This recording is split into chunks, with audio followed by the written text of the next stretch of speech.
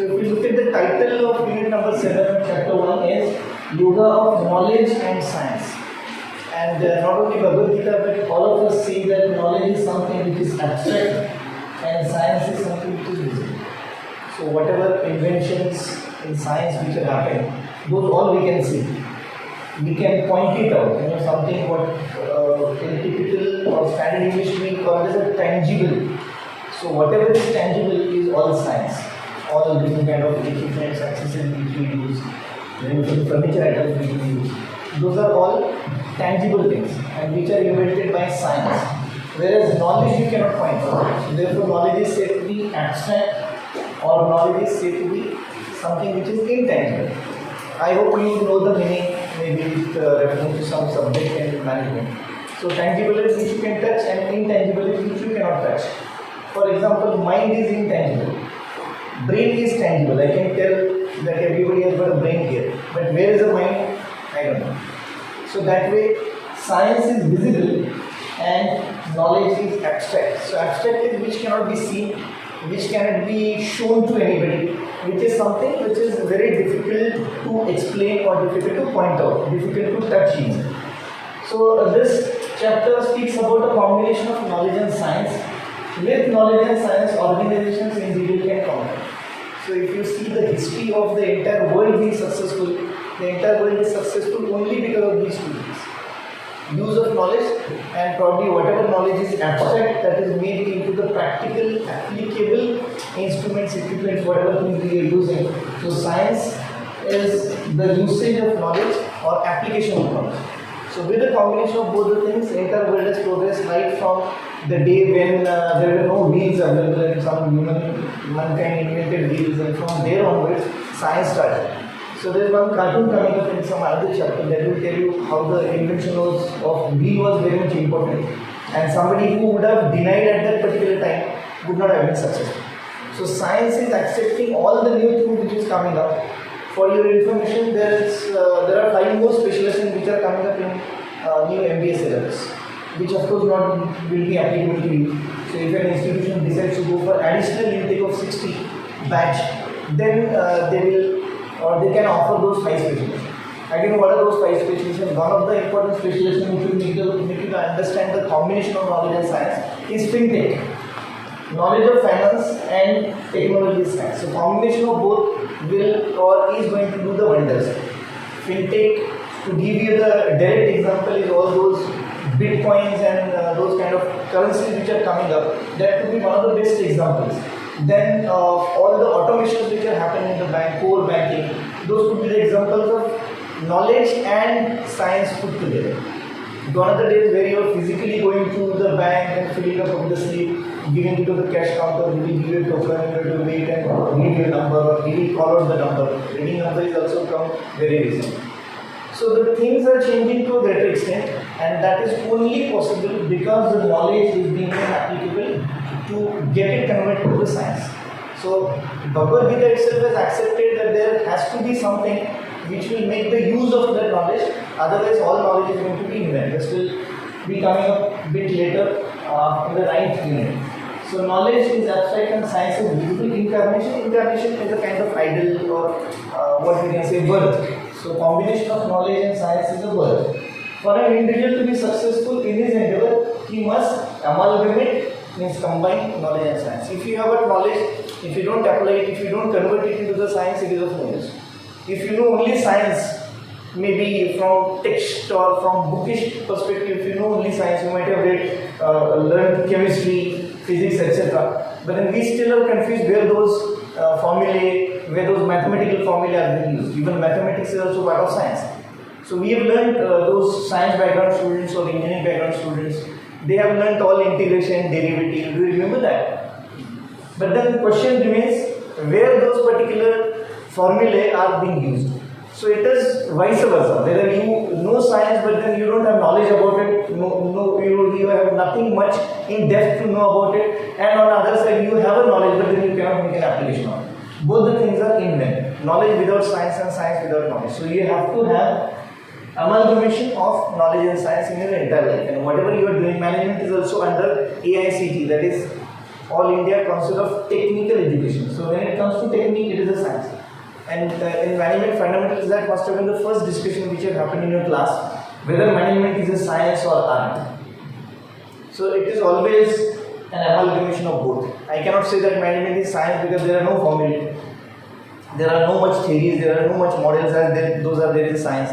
We don't have to think so much complicated in management. But at the same time, management is an art. Typically marketing, typically HR, then to some extent computer or IT is knowledge, whereas rest of finance and operations supply chain are more towards science oriented.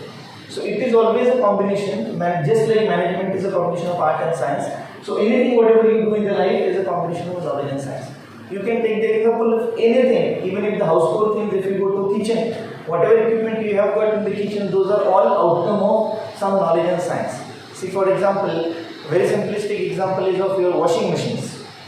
Washing machine is very common thing which all of us do have in our houses. So there is something called the fuzzy logic which has come in washing machine. Fuzzy logic is the concept wise, it is a knowledge, it is brought into the practice and then it is used into the science to get the whatever advanced washing machine which you have. Refrigerator, fridge, every one of us do have in our houses. That is again an outcome of 6 years of learning, somebody learning a subject called as refrigeration and air conditioning, which is after B mechanical and 2 years of post graduation. So whatever we want to do advance in anything in the world, anything happening in our day-to-day lives, it is always an application of knowledge converted into the science, and that science is helping us to make our daily routine more and more easy, or easier. The things are becoming day by day. So that is what 7th chapter says. It further teaches you all these things.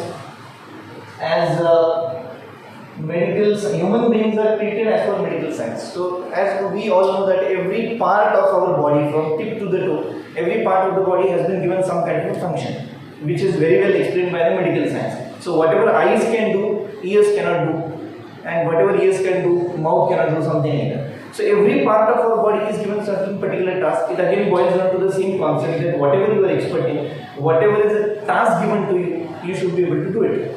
And 7th chapter very clearly mentions our body parts and different parts of our body, so that each part is defined a particular work to be done. So human beings are treated as per the medical science, as I mentioned just now. Then combination of knowledge, that knowledge you have got lot of ideas in your mind, but then if you cannot convince to somebody, if you cannot communicate to somebody, that knowledge will remain in vain. If it is not, again, if it is not converted into science, because it may be possible that you are yourself not clear about what you mean by the knowledge, or some concept you might be having in your brain. You want to take it out and get it converted to some product, or maybe you want to take it out and make some business out of it, but you yourself have not understood what you exactly want to do, then that knowledge is also what we say half knowledge. And it is said that half knowledge is always dangerous, half information is always dangerous. So you need to have full in-depth information about whatever you want to do. So comprehension of knowledge is must.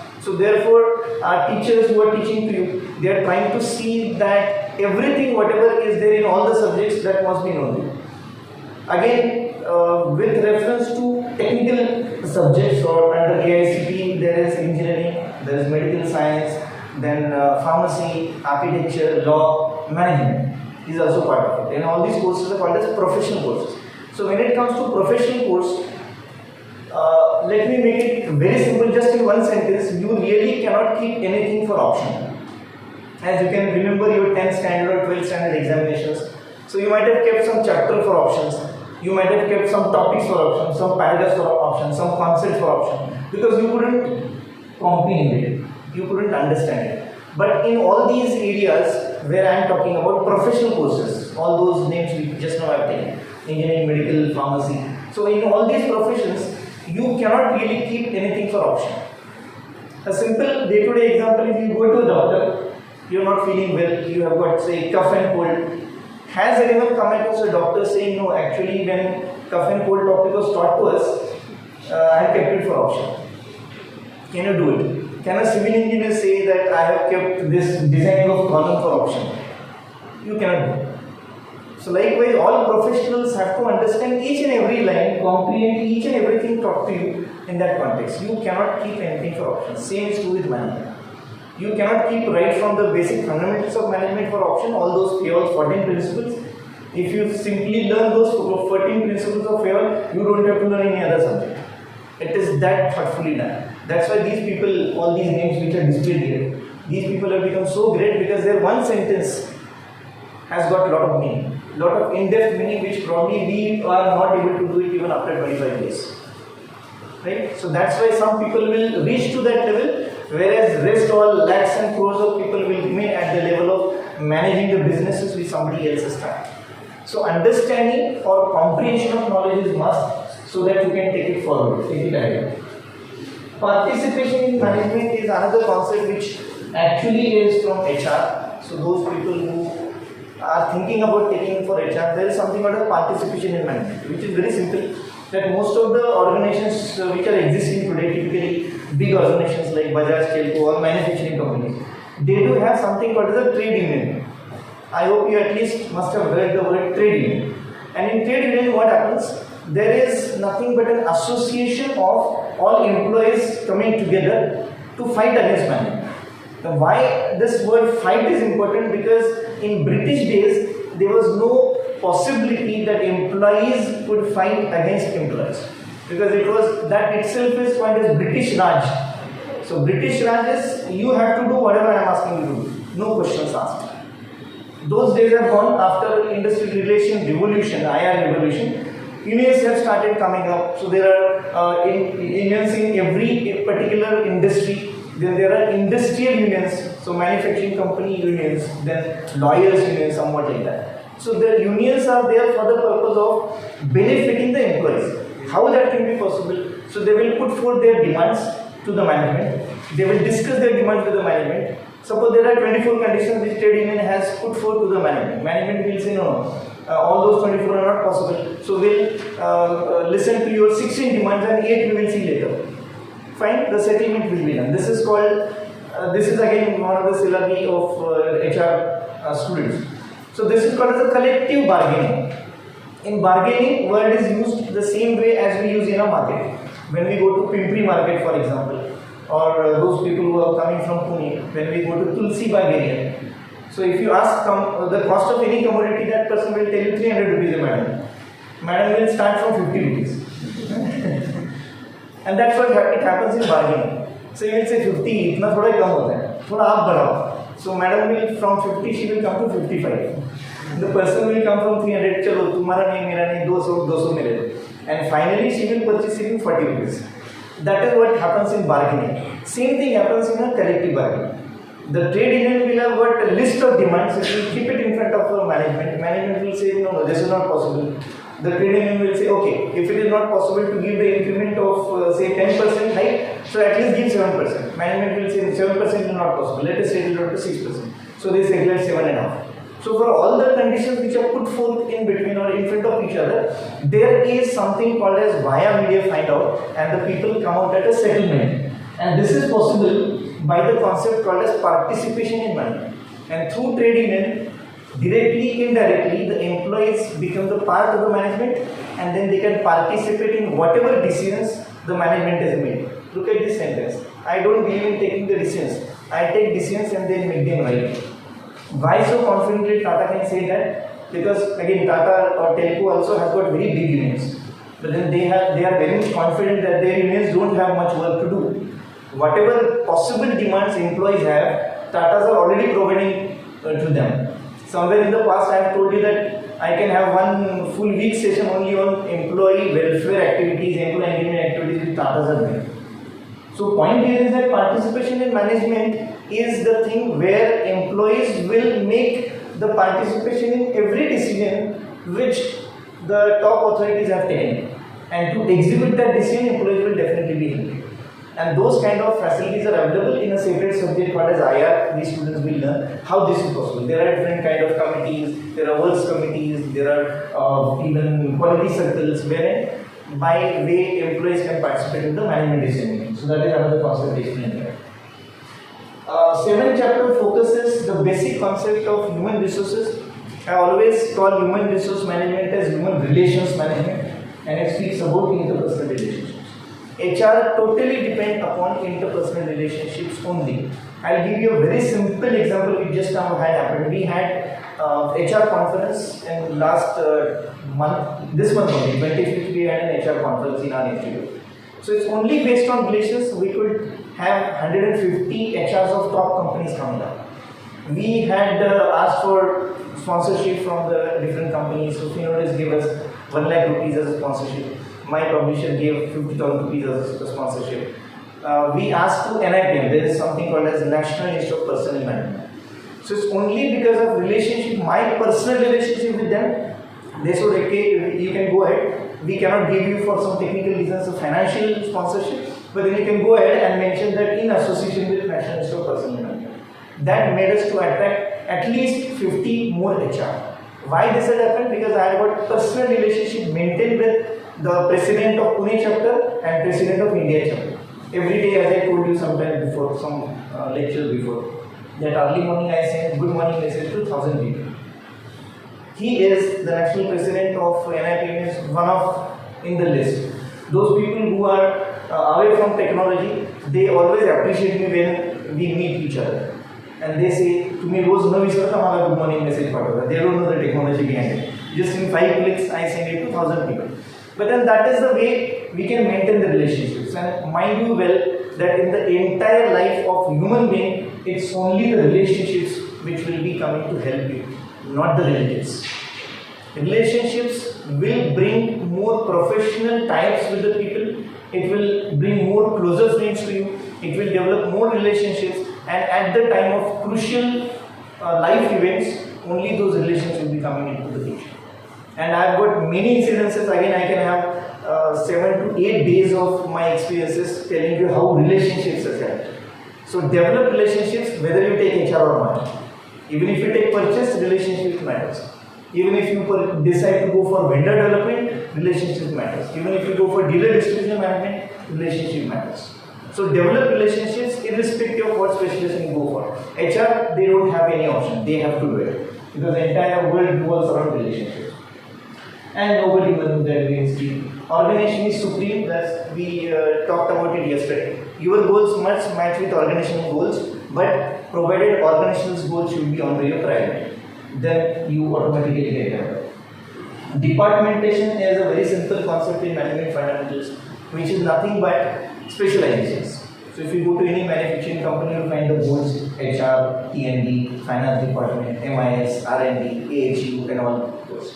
So what is that department? Departmentation is simply making the separate departments. If you go to a bank, you will also find the board hanging SB accounts or current account, loan, etc., mortgage. So those are the different departments. So departmentations are done for the purpose of easy understanding for the customer as well as for the organization to maintain the records.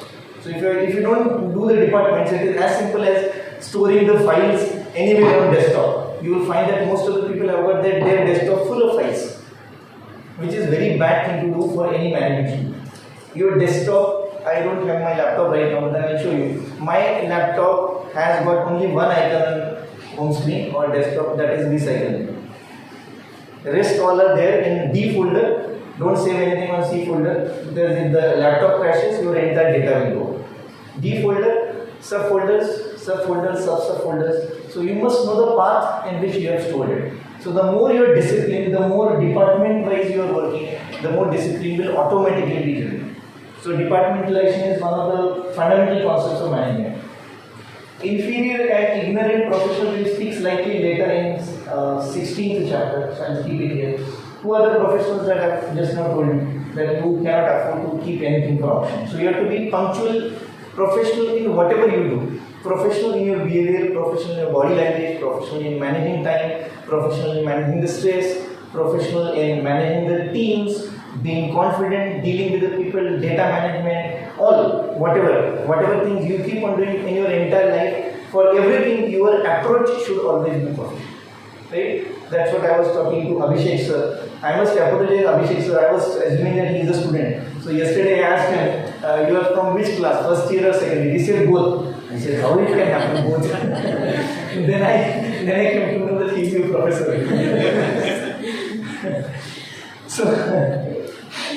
So being a professional, your approach should be professional.